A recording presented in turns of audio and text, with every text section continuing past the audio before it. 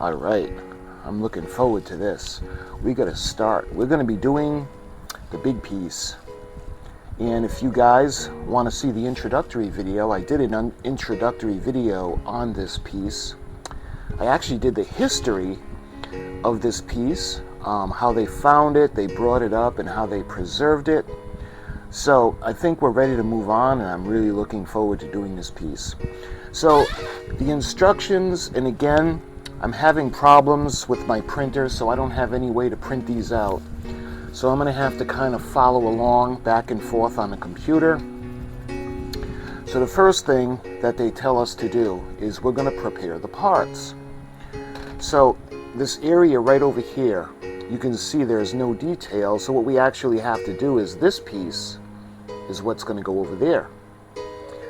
And then you can see there's the actual piece itself has part of the floor. And you can see that that's what that section is. And then we have a little bit of the corrosion, and we have all the ribs, and finally we have the portholes, which is a really great touch. So when it comes to doing this, like I had told you guys, the piece is really thick. It's a very thick piece of Photoetch, so it'll be very sturdy. And they tell us right away, like I said, we're going to start sanding to prepare the pieces. But I think what I want to do first is we're going to anneal this. Now, you guys may not know what annealing is. When you anneal the Photoetch, what you're doing is you're taking a heat source, whether it's a flame. I've seen guys even do it like on an electric stove. All you need to do is heat up the metal. You can tell when it's heated up because it'll change color. So what I'm going to do is I'm going to use a blowtorch, and I'm going to run back and forth, and we're going to go down and we're going to heat the metal. You're going to be able to see when it's heated because it's going to change color. And the whole reason that I want to do that, even though that's not in the instructions, I want to do that because what it's going to do is it's going to make the metal more malleable. So when this is clamped together, after it's glued, what we got to do is we have to kind of put like a curvature to it, because the piece in reality has a curvature to it. So we want it to stay that way, because sometimes you can do Photoetch, and if you don't anneal it and you need to bend the pieces, you're going to have a hard time because they're not going to want to stay bent. But that's the first thing we're going to do. And because it can be dangerous, I'm dealing with an open flame. I'm going to be using the stovetop because the stovetop is already used to having the hot temperatures. So let's take it over to the stove, and I'm going to use my blowtorch, and we're going to anneal the whole sheet.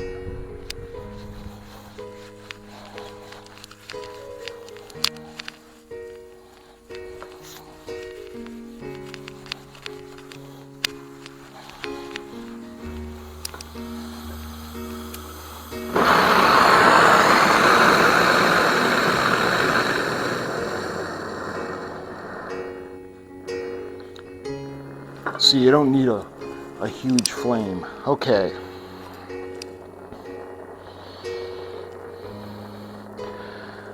We gotta make sure, because some of the pieces are small, like the portholes, but see how it's changing color?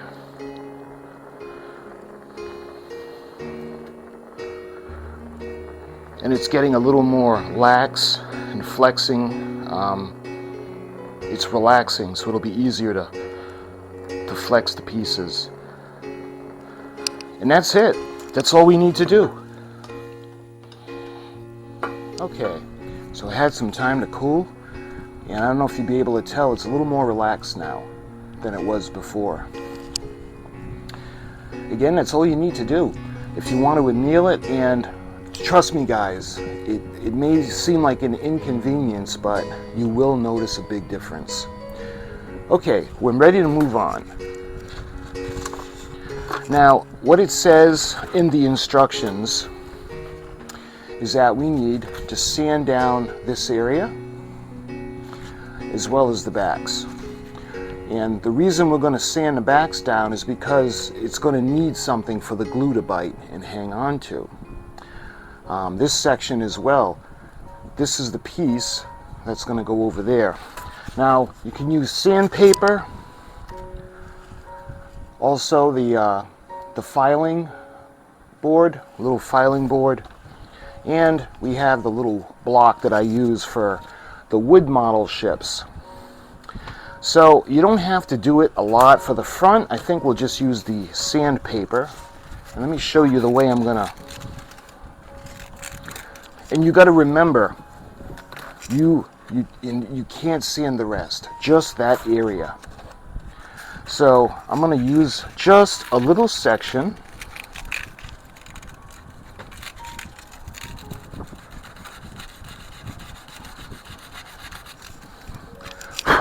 Just enough to kind of scratch the surface so the glue will have something to hang on to. Okay, that looks good. So now we're going to do the back section. And again, we don't have to do a lot.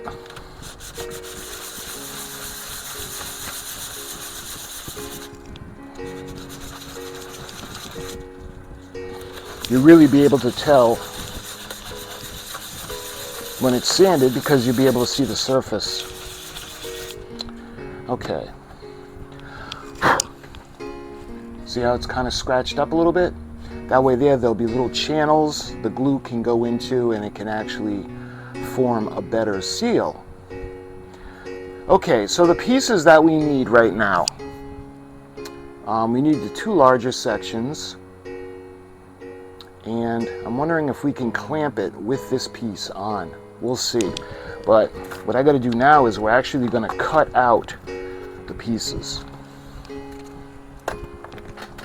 So let's get the hobby knife.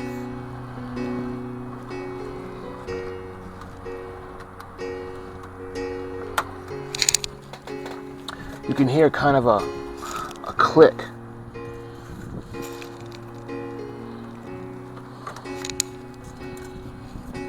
There.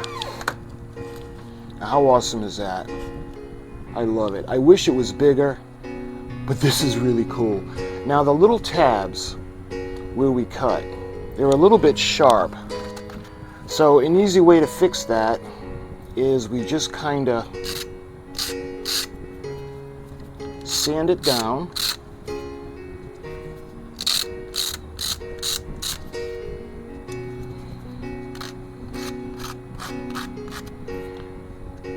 Just like that. So I'm going to do that for all the sharp edges. You can tell by running your finger along. There's one over here. One over here.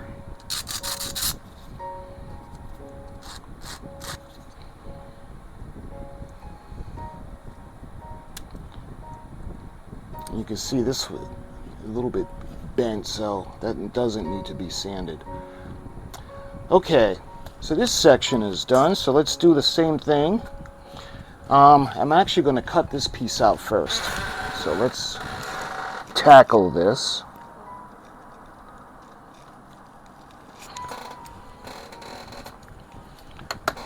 There, check it out. Again, we need to take those little sharp edges down. Doesn't take much.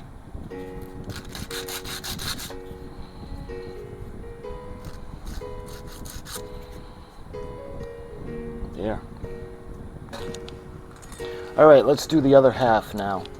This section is the one with the ribs, the inner part.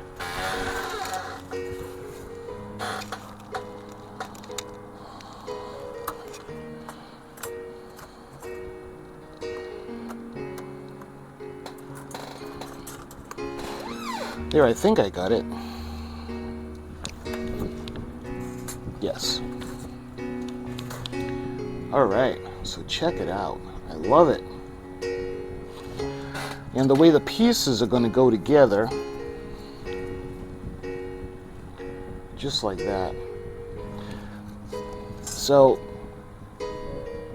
you can see, I hope you can see, because it's got a slight curve to it. and when we kind of bend it back so we can put the other half on, see how it's kind of holding its shape. And that's what annealing actually does. So it may seem like an inconvenience or an unnecessary step, but trust me, you'll be happy that you did it. So what I got to do now is I have to actually make sure that these are flat. I don't think I'm going to need my goggles anymore, so let me remove them.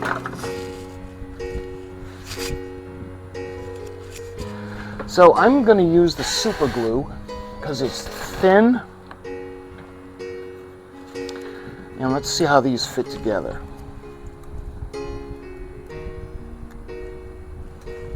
You can see how they're going to go together. You know, I'm wondering if I want to put this section on as well.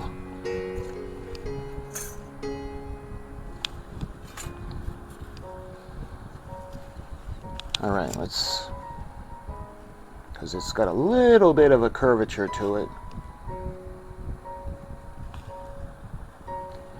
And I gotta make sure that there is no debris on it. So you could take an old paintbrush and remove anything that possibly could be a problem for the bond.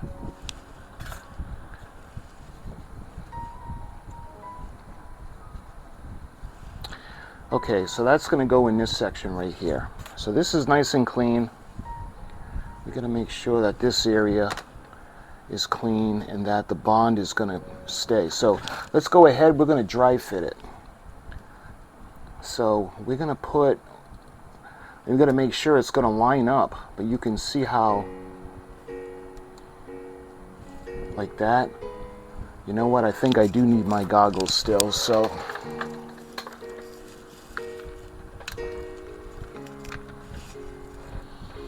and we'll get our friends Mr. Clamps.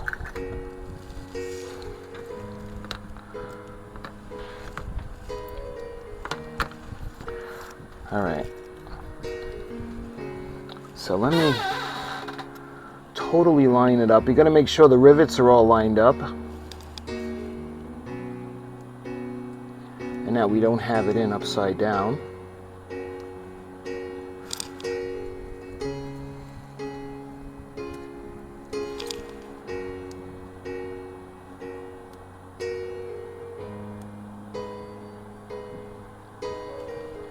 Yeah, that way it looks a little bit better.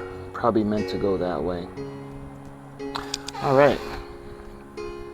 So, in my opinion, it's important to dry fit everything before gluing. You see that?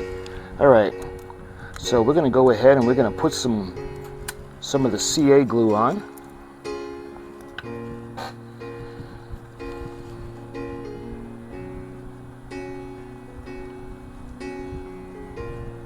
And what I'll do is we'll kind of even it out with the toothpick.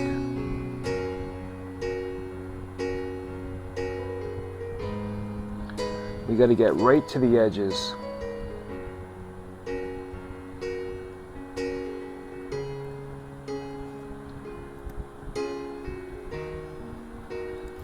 That looks good.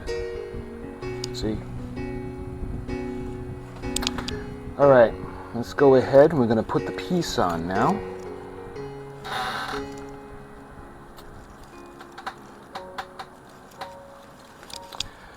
And again, good thing I got my goggles on. You got to line them up so that all the rivets line up.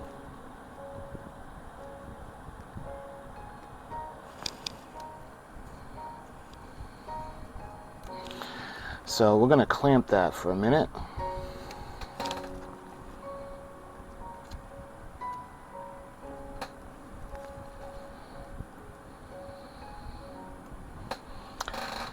We're going to give that a couple of seconds. In the meantime, I don't like the way this is bent in, so I'm going to fix that. So why don't we go ahead, and I have the tiny needle nose.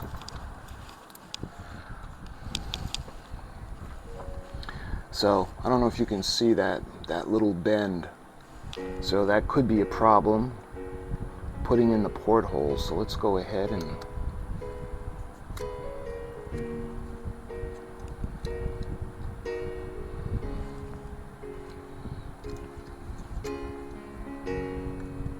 just like that. That was quick. See that little piece? All right.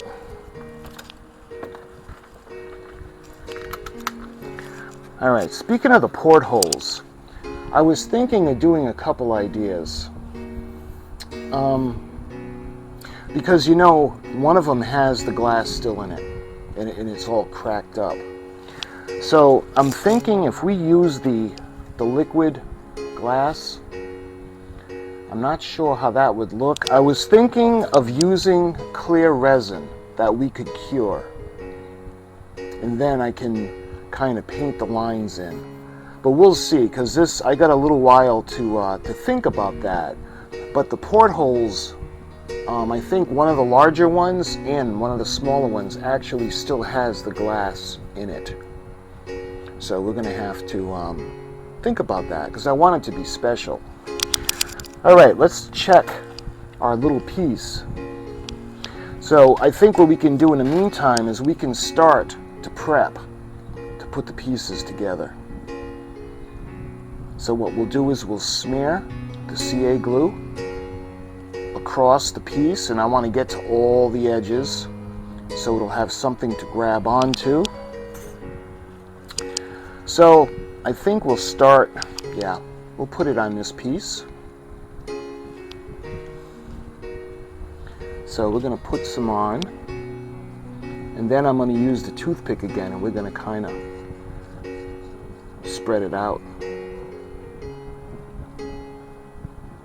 And I want to make sure we go all the way to the edges. Alright, so I'll use the light. Oh, that's better. I can see that really well. And like I said, if you gob it all in the middle and you don't spread it out, what's going to be a problem is you're going to have the edges kind of flare out. They won't stay together, and it'll look kind of crappy. Whereas you take the toothpick, and you don't have to gob tons of it on, but we do need enough where it's going to stick. And we spread it out thin all over the area, especially where the portholes are in between there for the frames. All right, that looks good. So what we need to do now is we need to unclamp the other section. And see, that's already pretty solid. So what we're going to do now is we're actually going to put the halves together. And we got to make real sure. See, that looks perfect right there. So I'm going to go ahead and I'm going to clamp this section. And we're going to go across to this side. Like that. So I'm going to go ahead, I'm going to clamp this corner. And the sections in here as well. So we're going to clamp these just like that. Now the instructions say to actually clamp one section and then just put it in as you go along, but we'll do that. But on the same token, we put a lot in and we kind of smeared it out. So I don't want to do it to the point where it bends or warps. So let me try to do it this way. And I'll use my fingers to kind of keep it together. So that looks pretty good. And yeah, I'm going to put some more glue on the section with the rivets that is separate.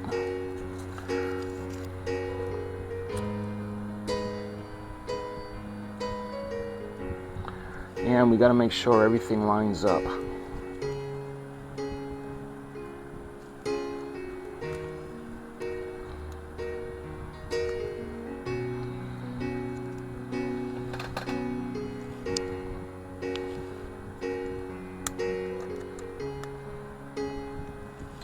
See that?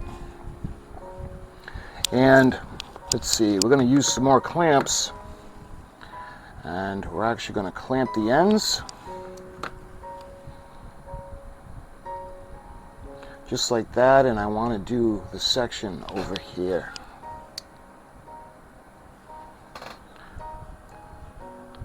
All right, see the way that looks?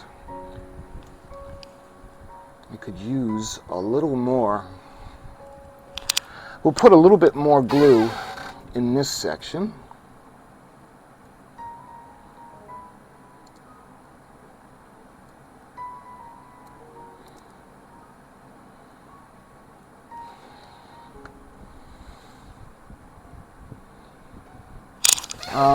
I don't think I have another clamp. Crap.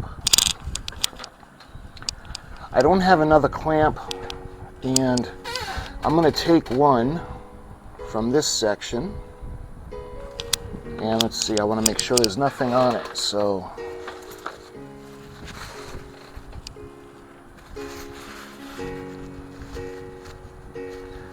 just like that.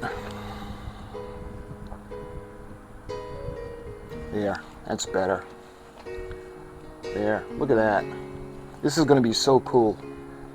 Again, the only thing I wish would be different about this model kit is I wish it would be bigger, but this is going to be really cool. All right, let me take off the, or actually cap up the glue.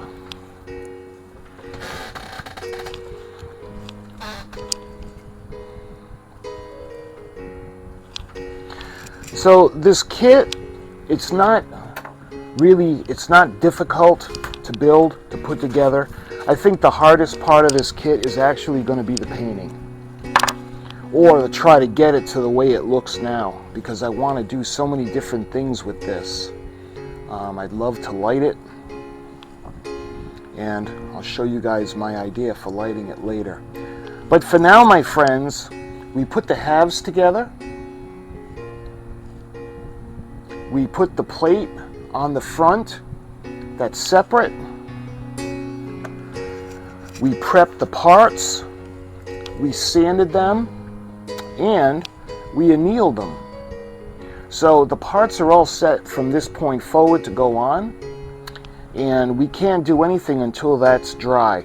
So when that is dry, I think the instructions call for starting with the ribs. So we're going to start from the left, and we're going to work our way to the right when it comes to the ribs, and it's really going to start to come together. So my friends, thank you so much for watching, and until my next video, which will be coming up really soon, I'll talk to you soon.